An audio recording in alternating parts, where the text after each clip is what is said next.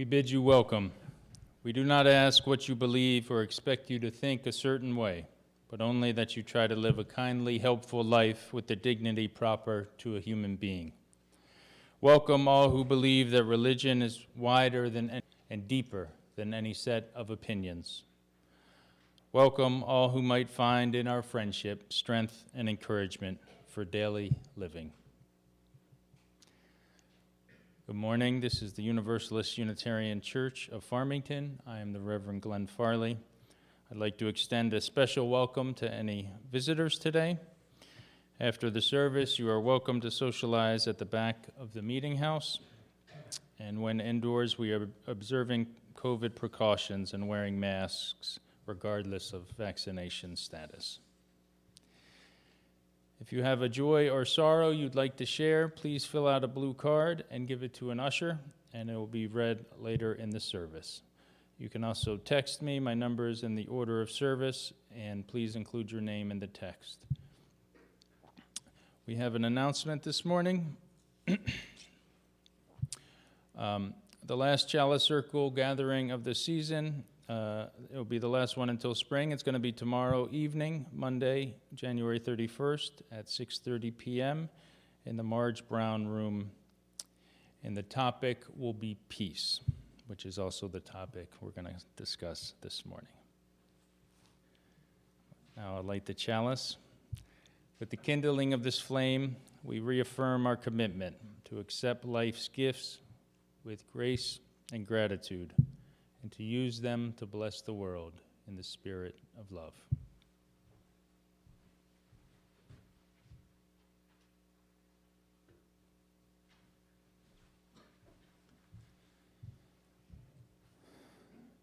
Please join me in reciting the mission statement of this congregation. It's printed in the order of service, and we can say it together. We seek answers everywhere, include everyone, and live with compassion. I invite you to rise in body or in spirit and join in singing our opening hymn, number 163 in the gray hymnal, For the Earth Forever Turning.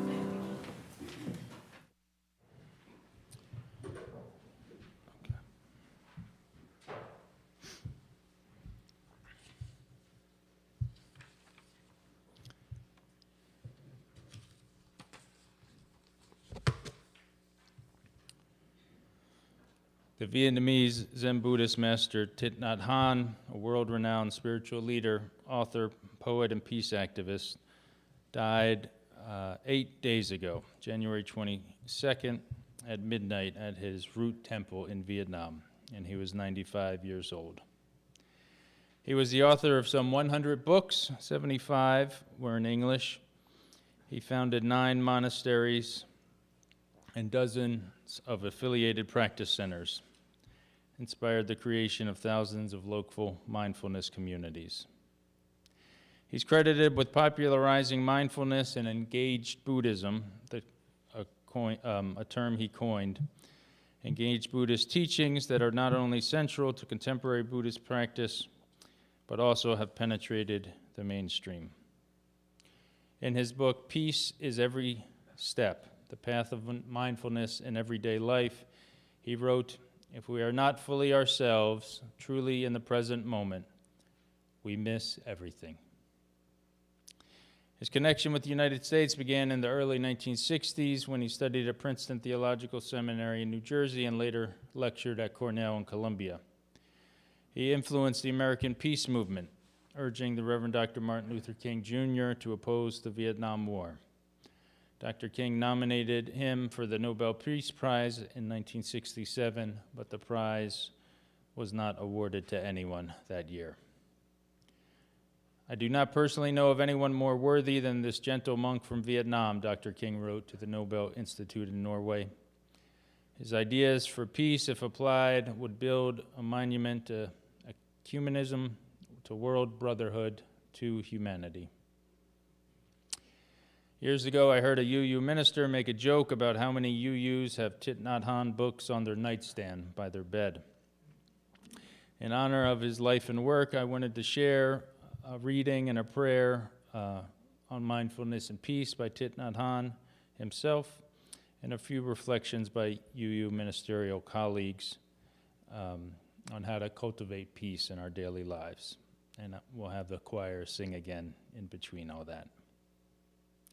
So, from his book, Being Peace, Titnathan wrote, "If we are peaceful, if we are happy, we can smile and blossom like a flower. And everyone in our family, our entire society, will benefit from our peace." Meditation is to be aware of what is going on in our bodies, our feelings, in our minds, and in the world. Life is both dreadful and wonderful. To practice meditation is to be in touch with both aspects. Please do not think we must be solemn in order to meditate. In fact, to meditate well, we have to smile a lot. Recently, I was sitting with a group of children, and a boy named Tim was smiling beautifully. I said, "Tim, you have a very beautiful smile." And he said, "Thank you." I told him, "You don't have to thank me. I have to thank you. Because of your smile, you could make life more beautiful. Instead of saying thank you, you could say, you're welcome."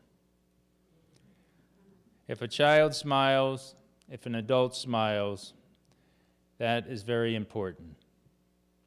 In our daily life, we can smile if we can be peaceful and happy. Not only we, but everyone will profit from it. This is the most basic kind of peace work. The UU minister, the Reverend Ancy Fox, shares a reflection of a meditation retreat she went on years ago that was led by Titnathan. It was a 5-day Buddhist retreat with the famous Vietnamese monk Titnathan. One day of the retreat, I came across a young Buddhist monk on the steps of the auditorium at Stonehill College in Easton, Massachusetts. He was doubled over in anguish or pain, his face buried in his hands. I didn't quite know what to do. The Dharma talk was about to begin. It seemed to me that I should leave him to do what he needed to do for himself. I realized he was struggling with his emotions, doing exactly what he'd been taught, to stop, go inwards, and inquire into what was going on inside himself. Titnathan counsels us to be with our feelings, our emotions when they occur, and try to understand the root of them by focusing intently upon them. In everyday life, this is a hard thing to do. There's a reading from a booklet by Titnathan called Be Free Where You Are. One section is called The Art of Handling a Storm. When a storm comes, it stays for some time and then it goes. An emotion is like that too. It comes and stays for a while and then it goes. An emotion is only an emotion. We are much, much more than an emotion. We don't die because of one emotion. So when you notice that an emotion is beginning to come up, it is very important you put yourself in a stable sitting position, or you lie down, which is also a very stable position. And then focus your attention on your belly. Your head is like the top of a tree in a storm. I would not stay there. Bring your attention down to the trunk of the tree, where there is stability. Titnathan goes on to advise us to breathe deeply for 10 or 15 minutes until we are feeling strong and the storm has passed and our anger quelled. This is what the young monk was doing when I encountered him, crouching down with his head bent out of the storm and breathing to gain stability and strength. May we cultivate a nonviolent, peaceful way of being. May peace be with you. The choir will come up now again and sing Dona Nobis Pacem.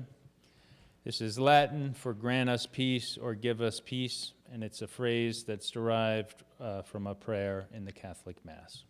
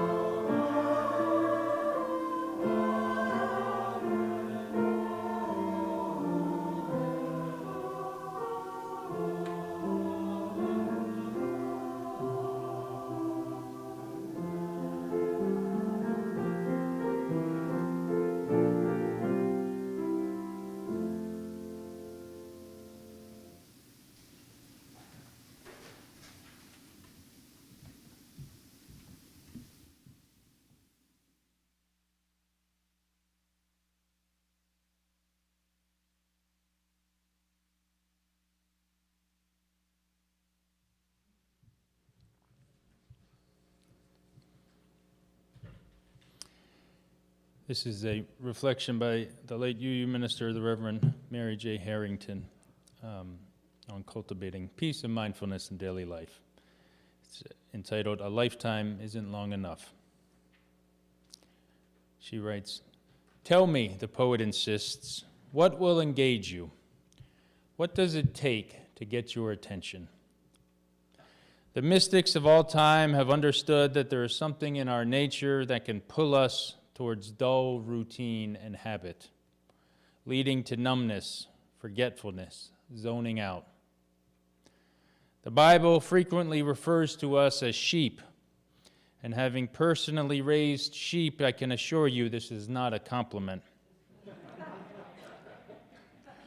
We can easily become so caught up with busyness, jobs, homework, errands, meetings, that we tune out what really matters in our lives. For centuries, religious leaders, poets, and musicians, artists of every stripe have been doing handsprings to get our attention and help us reawaken to life at its heights and its depths. The Sufis in particular will do almost anything to help people wake up. They believe some of the greatest sins are sloth and spiritual lethargy. Sufis believe that we need special teachers to call us back to our true selves, and that these teachers can appear in any culture, in any time, in any religious tradition. The Sufi poet Rumi is anything but subtle. He wrote, "Come, take a pickaxe and break apart your stony self. Batter down the door, unstop the wine jar, smash the jug, and come to the river." Sometimes I think it would take a pickaxe to get my attention. Whenever I don't spend enough time outside in the woods or at the beach, I become distracted and scattered. And what would life be without music and friends to share it with? How could you forget music? But when I'm on automatic pilot, just going through the motions, I can forget a lot of wonderful and important things, even the things that bring me joy. I know I'm not alone in this, small comfort though it may be. People seem more wound up or more run down these days, more spiritually and emotionally disconnected. There are all worries in our personal lives, and so much in our world that is going wrong, so much that cries out for our clear seeing, our justice seeking, our deep attention. The Trappist monk Thomas Merton warns, there's a pervasive form of contemporary violence, and that is activism and overwork. To allow oneself to be carried away by a multitude of conflicting concerns, to surrender to too many demands, to commit oneself to too many projects, is to succumb to violence. The frenzy of our activity neutralizes our work for peace. It destroys our own inner capacity for peace because it kills the root of the inner wisdom which makes work fruitful. I'm not saying we have to choose because we can't choose, but having a rich inner life and a fierce commitment to justice, to be meaningful, each must be grounded in the strength of the other. But I think you sometimes equate taking time for rest and reflection with the sin of self-indulgence. What I sometimes forget is that having an inner life is not a luxury, it's not a recreational option, it is a necessity. It is, in fact, a moral and spiritual imperative. No matter how many compelling family, school, or work responsibilities we may have, this is, in fact, our greatest responsibility, to be awake. To be awake to the reality Mary Oliver reminds us of, that even a lifetime isn't long enough for the beauty of this world. You are part of the beauty of this world, full of rubies, exquisite jewels without price, which no one will ever enjoy, not even you, if they stay locked inside. There is a communal responsibility to share your treasure with others. It is a pressing responsibility of the greatest magnitude. It is holy work. To risk the obvious, if you take the word responsibility apart, it literally means the ability to respond. Responsibility. What are we spiritually responsible for? Like the poet, we often carry our lives, our inner riches, like they were heavier than iron, lunging them from room to room, as if they were burdens rather than our unique and extraordinary lives. Yet what happens when we smash the jug and come to the river? What happens when we consider all the creation is calling us to? For me, poetry is a kind of spiritual pickaxe that breaks me open, shakes me up, and rearranges my priorities. This is the essence of what I internalized from my religious upbringing. Everything and everyone is connected. We are responsible to each other. It's very important to be a good person. It's not always possible, but that should never stop us from trying. I have tried to see clearly injustice in our world and bear witness and take action together with people like you. This faith has held up and held me, held together. It has been enough, and as the Buddhists like to say, enough is a feast. I pray this is so for you too.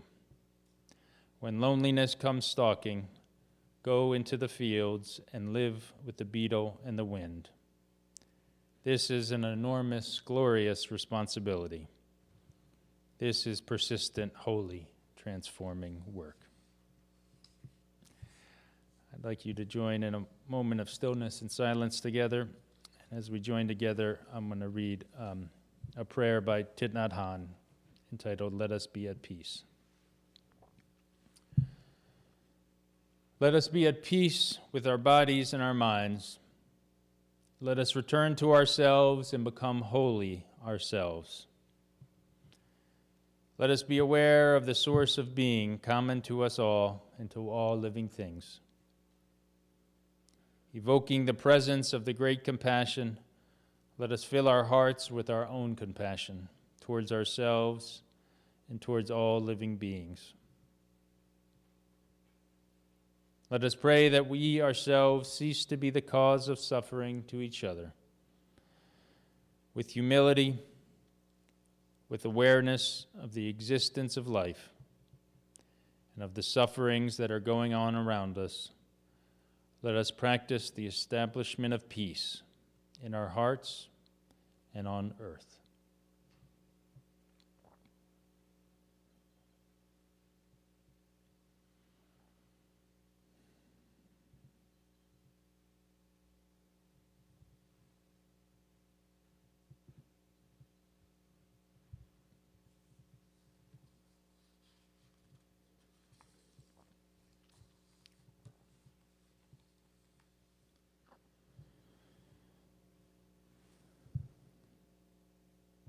May it ever be so. Amen.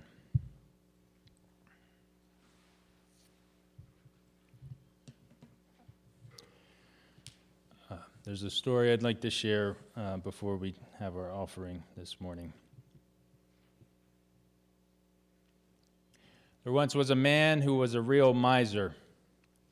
Just before he died, he said to his spouse, "When I die, I want you to take my money and put it in the casket with me. I want to take it all with me to the afterlife."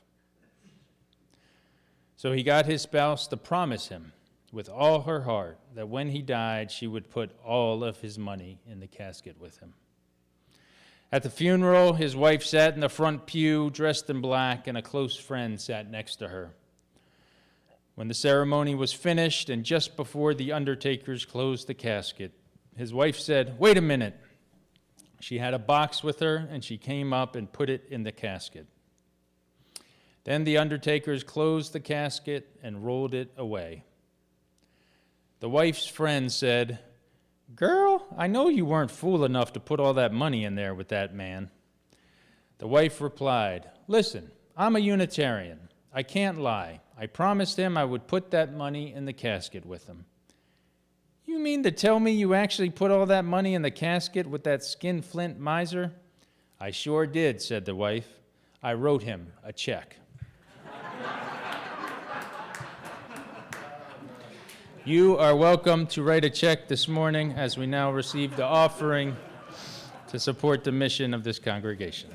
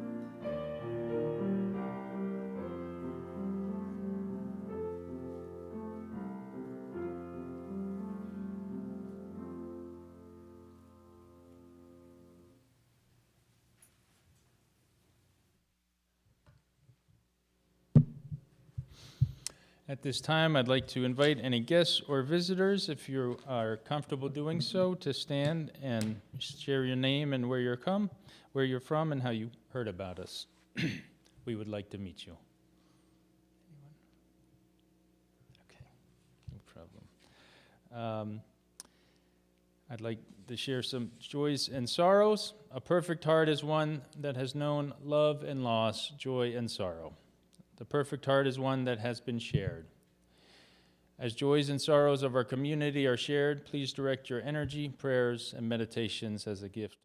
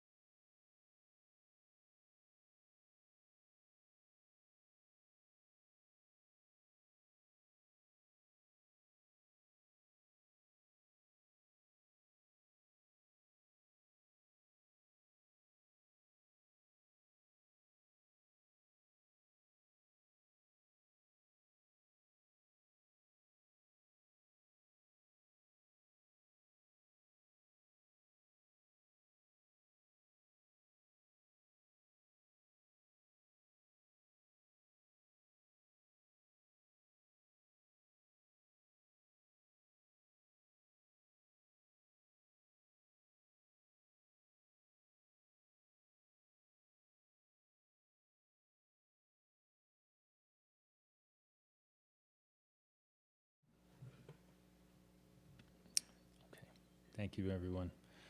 I think it's time for our closing hymn. It's number 391, Voice Still and Small, and we're just going to sing it through once.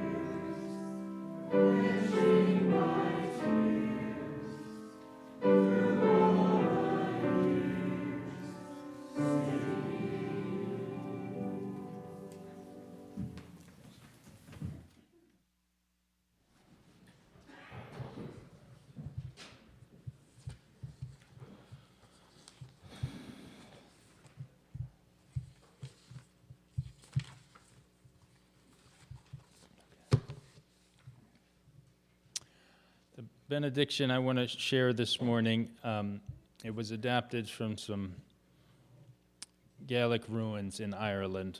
And it goes, "Deep peace of the running wave to you, deep peace of the flowing air to you, deep peace of the quiet earth to you, deep peace of the shining stars to you, deep peace of the gentle night to you, deep peace of the infinite peace to you.